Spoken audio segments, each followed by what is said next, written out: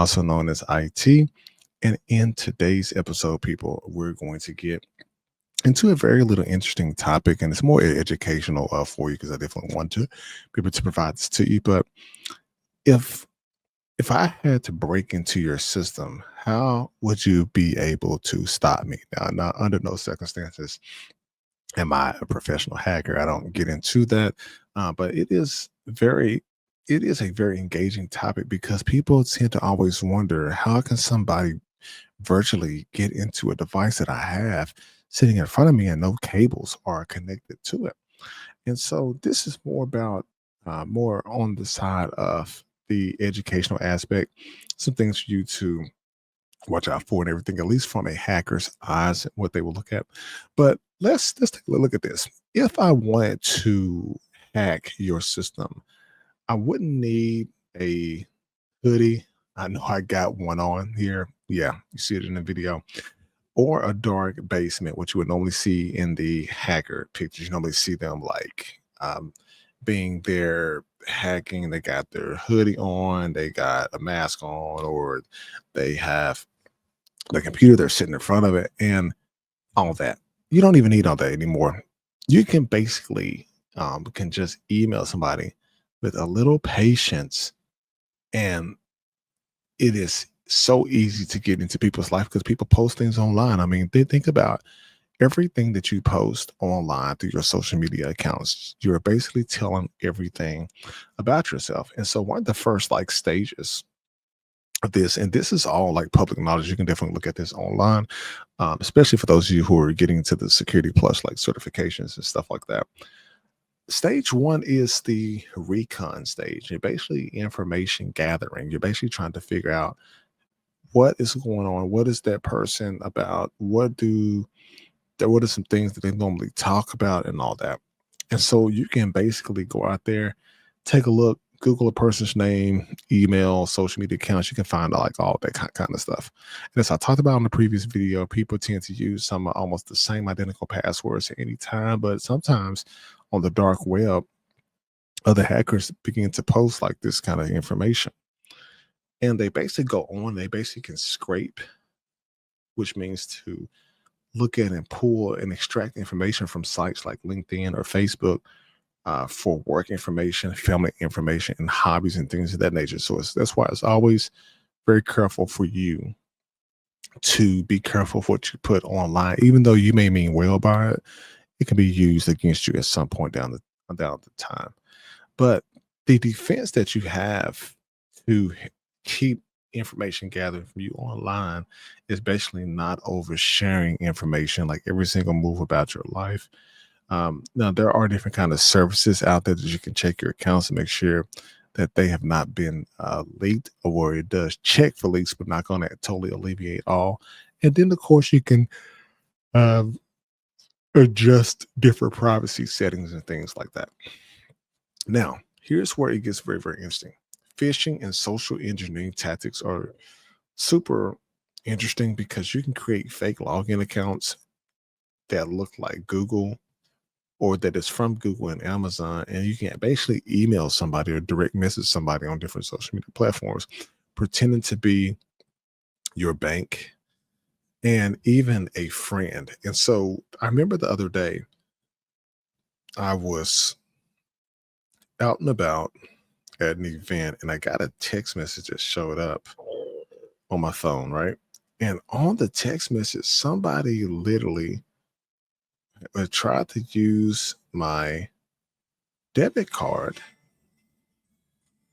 And when they tried to use my debit card, I got an alert from the bank. So I immediately went out to go look at the bank.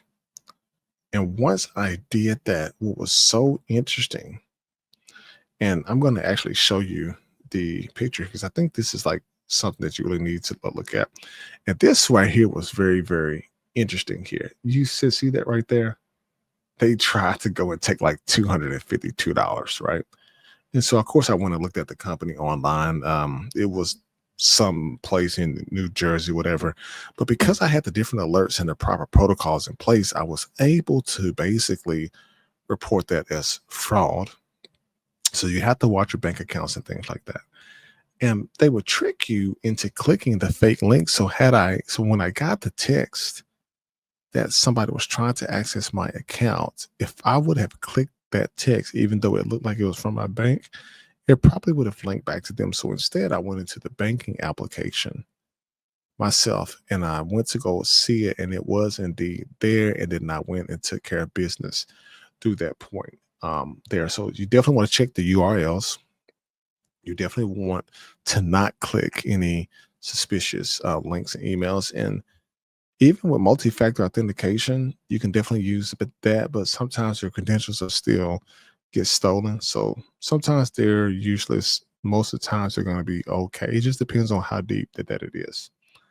Now, weak passwords can be broken by brute force. So bad actors, hackers, can basically keep trying different variations or dictionary attacks on those passwords. So remember, I told you in another video, don't use pet names, don't use birthdays, don't use your kid's name or the date your kids went to school, because you can definitely find those on Instagram. So, for example, people will try like 1, 2, 3, 4, 5, 6 as a password. People will also try those because that's just the easiest thing for them, and people still do that to this day. And so where that takes us, so where that takes us is people got to stop using those basic passwords, even password 1, 2, 3 or password with the exclamation mark. And sometimes people even use admin like on stuff, which is really crazy. But as I said, use a password manager. There are plenty of them out there. I just don't call the specific names of them out because I'm not being paid or endorsed by any of these companies.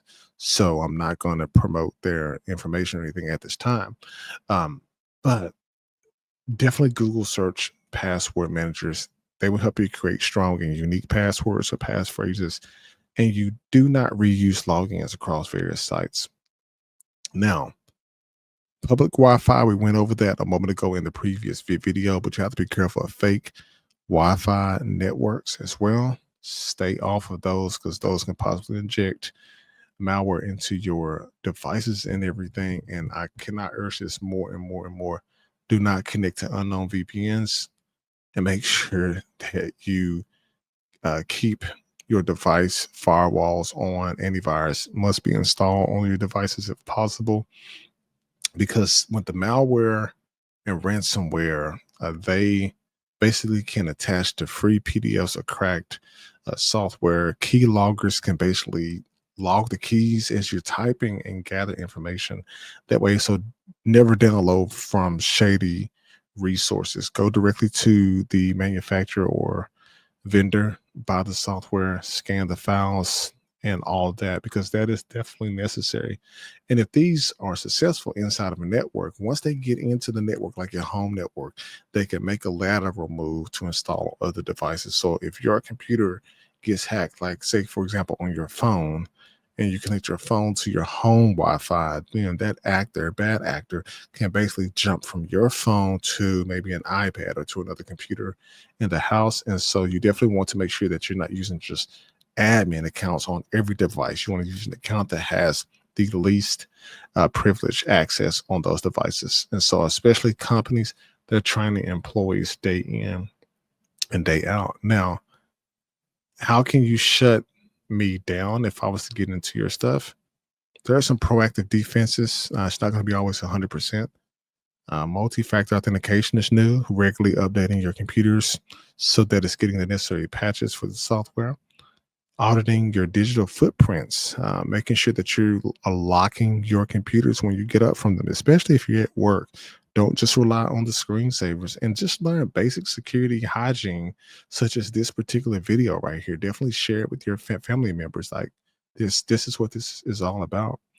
And cyber criminals don't break into anything; they log in, and when they log in, uh, you definitely know now how they think, but you got the tools to stay ahead.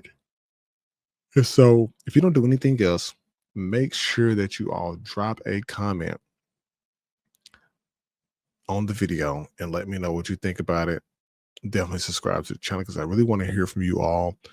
If you definitely want to tap into some other videos, cybersecurity, IT is my passion. And what I don't like is being people taken advantage of. And I definitely want to be able to spread the knowledge and the information to you all.